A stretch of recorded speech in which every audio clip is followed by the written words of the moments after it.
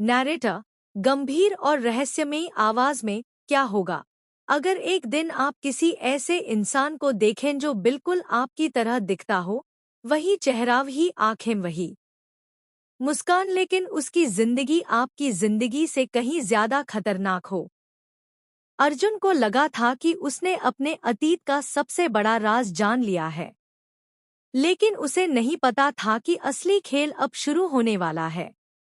क्योंकि इस बार सवाल यह नहीं था कि सच क्या है, सवाल यह था कि असली अर्जुन कौन है। सुबह होने से पहले ही अर्जुन उस काली कार का पीछा करने निकल पड़ता है। सड़कें सुनसान थी, बारिश की बूंदें शीशे पर गिर रही थी, लेकिन कार अचानक शहर के पुराने हिस्से में गायब हो जाती है, जैसे वह कभी थी ही नहीं। कुछ लोग अंधेरे में छिपते हैं और कुछ अंधेरे को अपना घर बना लेते हैं। अर्जुन को उसी समय एक अनजान लिफाफा मिलता है। उसके अंदर एक पुराना जन्म प्रमाण पत्र था। नाम की जगह लिखा था और नीचे दो बच्चों के रिकॉर्ड दर्ज थे। दोनों की जन्म तिथि एक ही थी। अर्जुन के हाथ कांपने लगते हैं। उसके सामने अब एक नया रहस्य था। क्या उसका कोई जुड़वा भाई था? अगर था तो उसे वर्षों तक क्यों छुपाया गया? और सबसे बड़ा, सवालों से अलग किसने किया? जैसे जैसे वह फाइल पढ़ता है, उसे पता चलता है कि कई साल पहले एक गुप्त परियोजना चलाई गई थी, जिससे जुड़े सभी रिकॉर्ड अचानक गायब कर दिए गए थे। कुछ लोगों की रहस्यमय मौत हुई, कुछ हमेशा के लिए लापता हो गए, और जो बचे उन्होंने कभी इस बारे में बात नहीं की।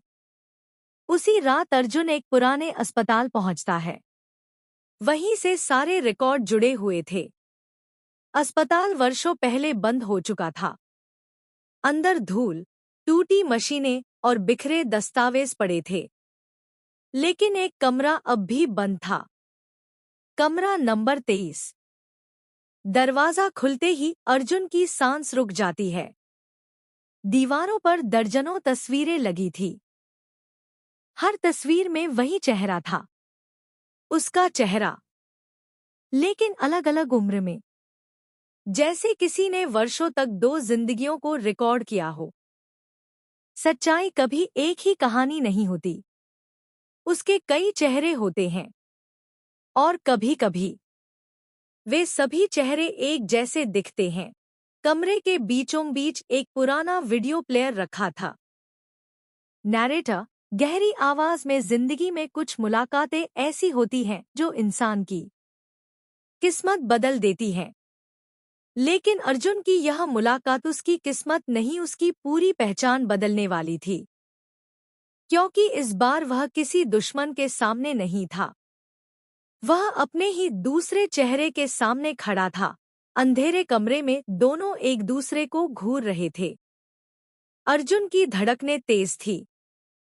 उसके सामने खड़ा व्यक्ति बिल्कुल उसी जैसा दिख रहा था। एक पल के लिए ऐसा लगा जैसे वह आईने में खुद को देख रहा हो। अर्जुन, तुम कौन हो? रहस्यमयी व्यक्ति मुस्कुराया। रहस्यमयी व्यक्ति, सवाल यह नहीं है कि मैं कौन हूँ, सवाल यह है कि तुम कौन हो। कमरे में सन्नाटा छा गया। कभी-कभी जवाब सवालों से ज्यादा खतरनाक होते हैं। डेंजरस रहस्यमयी व्यक्ति अपना नाम बताता है, आर्यन। वह दावा करता है कि वह अर्जुन का जुड़वा भाई है। दोनों का जन्म एक ही दिन हुआ था, लेकिन जन्म के कुछ घंटों बाद उन्हें अलग कर दिया गया। किसी ने तय किया था कि दोनों कभी एक दूसरे से नहीं मिलेंगे। क्यों? इस सवाल का जवाब आर्यन भी नहीं जानता था। आर्यन अर्जुन को एक पुरानी फाइल दिखाता है। उसमें कई गुप्त दस्तावेज थे। उन दस्तावेजों में लिखा था कि कुछ प्रभावशाली लोग वर्षों पहले बच्चों पर एक गुप्त प्रयोग चला रहे थे, और अर्जुन व आर्यन उसी रहस्य का हिस्सा थे। अर्जुन को विश्वास नहीं होता, लेकिन तभी आर्यन उसे एक पुरानी तस्वीर दिखाता है। तस्वीर में दोनों बच्चे एक साथ थे, और उनके पीछे खड़ा व्यक्ति विक्रम था। बिगेस्ट, आर्यन अचानक कहता है, विक्रम जिंदा है और वह हम दोनों से कुछ छुपा रहा है। अर्जुन चौंक जाता है। उसे लगा था कि वह अब तक सच के करीब पहुंच चुका है, लेकिन अब पता चल रहा था कि कहानी की कई परतें अभी बाकी हैं। अचानक अस्पताल की इमारत में अलार्म बजने लगता है। लाल लाइटें चमकने लगती हैं। किसी ने उनकी मौजूदगी का पता लगा लिया था। दूर से कदमों की आवाजें सुनाई देने लगती हैं।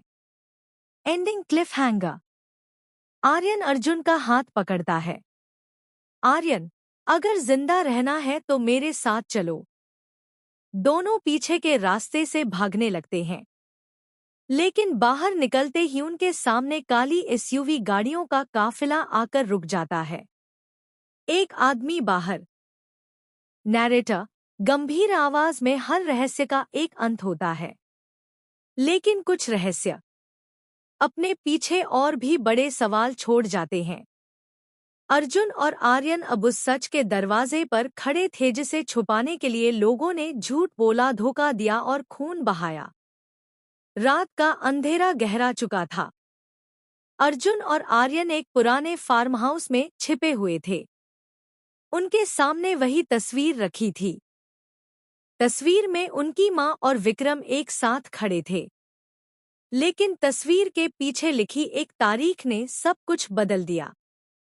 वह तारीख उन घटनाओं से मेल नहीं खाती थी जो उन्हें बचपन से बताई गई थीं। जब तारीखें झूठ बोलने लगे तो समझ जाइए कि इतिहास को बदला गया है। आर्यन को तस्वीर के पीछे एक कोड दिखाई देता है। दोनों उस कोड को डिकोड करने की कोशिश करते हैं। कई घंटों बाद एक पता सामने आता है। एक पुरानी हवेली, वही जगह जहां से वर्षों पहले कई रिकॉर्ड गायब हुए थे। अगली सुबह दोनों हवेली पहुंचते हैं। हवेली सुनसान थी, लेकिन अंदर किसी के होने के निशान साफ दिखाई दे रहे थे। टूटी हुई अलमारियां, जली हुई फाइलें और दीवारों पर बने अजीब निशान। अचानक उन्हें तहखाने का एक गुप्त दरवाजा मिलता है।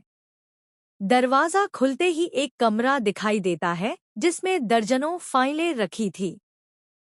उन फाइलों में अर्जुन, आर्यन, विक्रम और उनके परिवार से जुड़ी हर जानकारी मौजूद थी।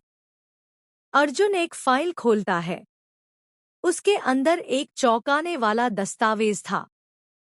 उसमें लिखा था, प्रोजेक्ट ट्विन समाप्त नहीं हुआ है। आर्यन की आंखें फैल जाती हैं। उसे एहसास होता है कि वर्षों पहले शुरू हुआ खेल आज भी जारी है। बिगेस्ट उसी समय पीछे से ताली बजने की आवाज आती है। दोनों मुड़ते हैं और सामने विक्रम खड़ा था, जिंदा, शांत और बिल्कुल वैसा नहीं जैसा उन्होंने सोचा था। विक्रम, तुम दोनों ने उम्मीद से ज्यादा जल्दी सच खोज लिया। अर्जुन गुस्से से उसकी तरफ बढ़ता है। अर्जुन, तुमने हमसे झूठ क्यों बोला? विक्रम कुछ सेकंड तक चुप रहता है, फिर धीरे से कहता है, क्योंकि सच तुम्हें मार सकता था। विक्रम बताता है कि अर्जुन और आर्यन को अलग करना उसकी मजबूरी थी।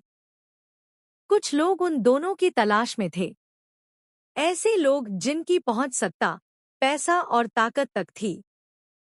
अगर दोनों साथ रहते तो शायद बच नहीं पा। नैरेटर, गंभीर आवाज में, कुछ नाम इतिहास में दर्ज नहीं होते फिर भी वे इतिहास बदल देते हैं। वर्षों तक अर्जुन, आर्यन और विक्रम जिस सच का पीछा कर रहे थे, आज वह सच उनके सामने खड़ा होने वाला था। लेकिन हर सच्चाई आजादी नहीं देती। कुछ सच्चाइयां सब कुछ छीन लेती हैं। धूल धीरे धीरे बैठ रही थी। हवेली का तहखाना आधा टूट चुका था। अर्जुन, आर्यन और विक्रम किसी तरह बाहर निकलते हैं, लेकिन बाहर का दृश्य देखकर वे स्तब्ध रह जाते हैं। पूरी हवेली को हथियारबंद लोगों ने घेर रखा था।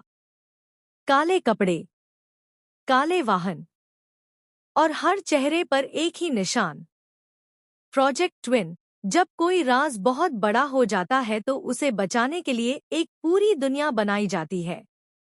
भीड़ के बीच से एक बुजुर्ग व्यक्ति आगे बढ़ता है। उसकी चाल धीमी थी, लेकिन उसकी मौजूदगी ही डर पैदा कर रही थी। विक्रम का चेहरा पीला पड़ जाता है। विक्रम, धीरे, यह नामुमकिन है। बिगेस्ट वह व्यक्ति मुस्कुराता है। मुझे देखकर हैरानी हुई।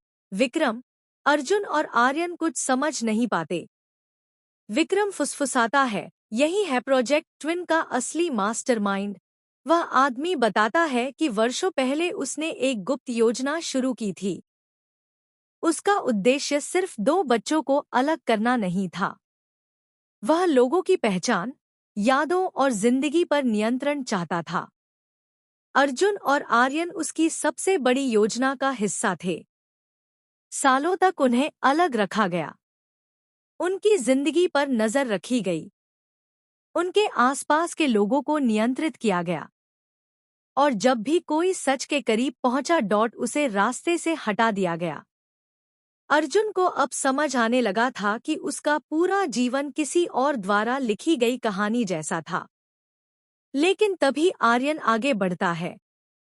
आर्यन, तुमने हमारी जिंदगी चुराई, लेकिन हमारा फैसला नहीं। पहली बार अर्जुन और आर्यन एक साथ खड़े थे। दो भाई, एक सच, एक दुश्मन। डर की सबसे बड़ी हार तब होती है जब लोग उससे भागना बंद कर देते हैं। फाइनल विक्रम अपने पास छिपा एक डेटा ड्राइव निकालता है। उसमें प्रोजेक्ट ट्विन के सभी रिकॉर्ड मौजूद थे। नाम, तारीखें, सबूत, सालों का सच। मास्टरमाइंड उसे रोकने की कोशिश करता है, लेकिन देर हो चुकी थी। डेटा दुनिया भर